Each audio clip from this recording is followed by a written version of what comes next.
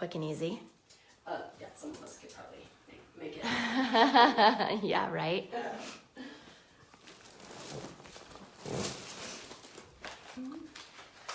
I can be clean.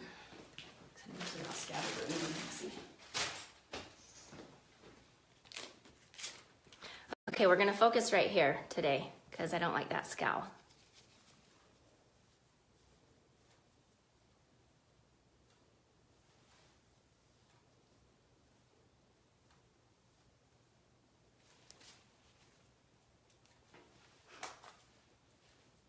Okay, so scalp. Okay, relax.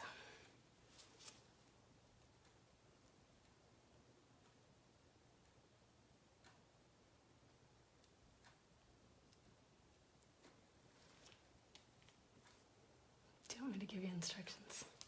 Go ahead, yeah. Or are you gonna play cool music? Go ahead, it's already live. So the biggest thing is you don't want to rub it. That could move Botox into muscles that we don't want it to move into. So for the next couple hours, if you think about it, scowl and help. That will help kind of move it deeper into the muscle, but even if you forget, it'll still do what it needs to do. Okay. Just don't rub it because it could cause heavy eye or... I remember the first time I came here, I didn't have makeup on, and you said, don't rub the area for today. And all day long I went without makeup, and that was hard for me. Put it everywhere, and you could do like a light powdering over it. It's just the rubbing. Because if you pull it down, then it can sink into that eyelid. And Okay, then you have make it heavy. Yep, then you would not be happy. Okay, so raise your eyebrows. So on your forehead, we just want to stay ultra, just high and light so that it doesn't feel heavy. Because you can always add, but you just don't want to overdo it to begin with.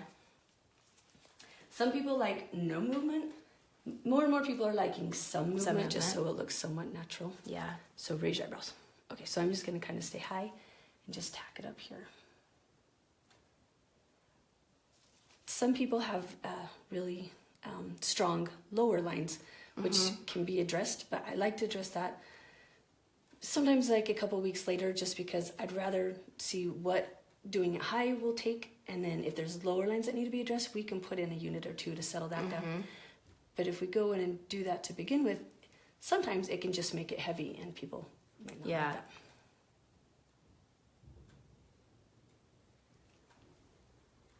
And these little welts, they go away quick. Right. You can always bruise. You can't poke into the skin with a needle without the risk of bruising, but it's usually not. Yeah. When you did right here, I just had a teeny bit of bruising, and you told me you thought I would.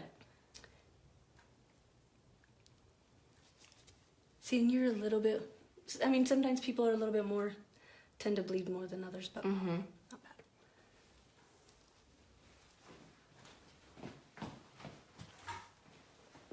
Okay, raise your eyebrows.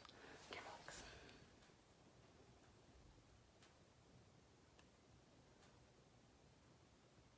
Forehead ones can kind of sting a little bit more. That little welt it's just because we do it in it's called a bolus, so you just do it in a little pocket right there, and then it mixes into your muscle. Okay. Okay, raise your brows. Okay.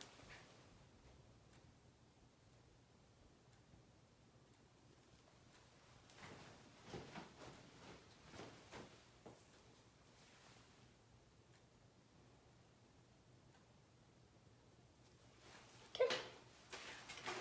That's easy. That's it.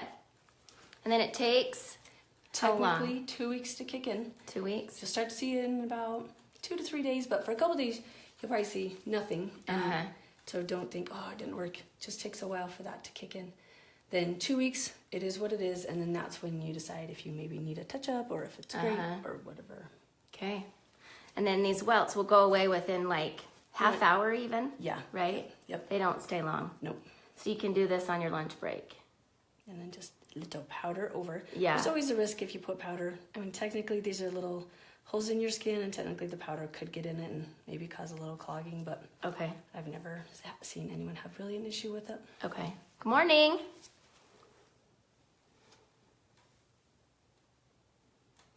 And then 4 hours later, it usually is pretty set in. So as far as exercise, I just always caution people to be ultra safe. I know people go right out of here and do go exercise, but just be cautious. Don't rub your forehead. Okay. Scowl. Lift your. Do lots of scowling today. Yep.